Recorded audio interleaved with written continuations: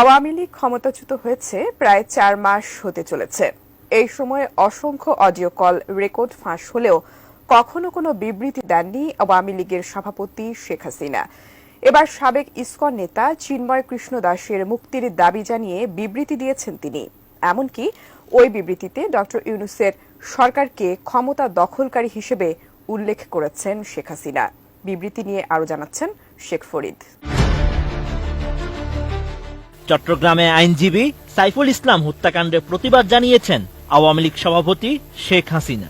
আইনজীবীকে পিটিয়ে হত্যা জঙ্গিবাদী আচরণ বলে মনে করেন সাবেক এই প্রধানমন্ত্রী। ২৮ নভেম্বর বৃহস্পতিবার দেওয়া এক বিবৃতিতে এসব কথা বলেন আওয়ামী লীগ সভাপতি, যা আওয়ামী লীগের ভেরিফাইড ফেসবুক পেজে পোস্ট করা হয়। কোয়ালিটি সম্পন্ন আন্তর্জাতিক মানের CMT500W CSRM committed for better still. এর আগে রাষ্ট্রদ্রোহ মামলায় চিন্ময় কৃষ্ণ দাসকে গত ২৬ নভেম্বর চট্টগ্রাম আদালতে তোলা হয়। এই সময় আদালত তার জামিন নামঞ্জুর করে কারাগারে পাঠানোর আদেশ দেন।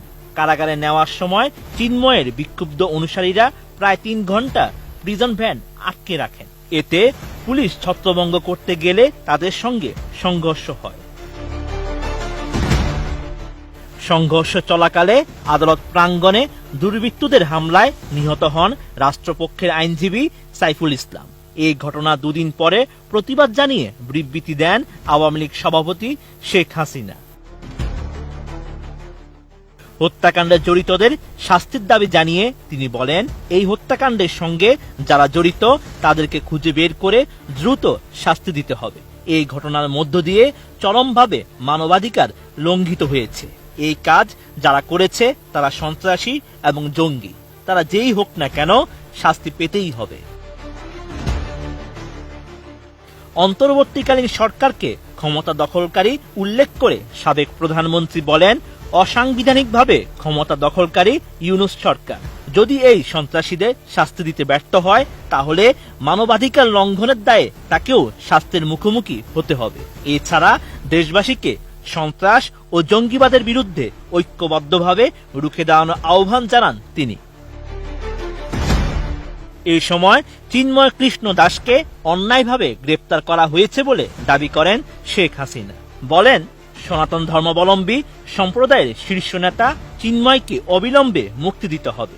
সব সম্প্রদায়ের মানুষের ধর্মীয় স্বাধীনতা ও জানমালের নিরাপত্তা নিশ্চিত করতে হবে।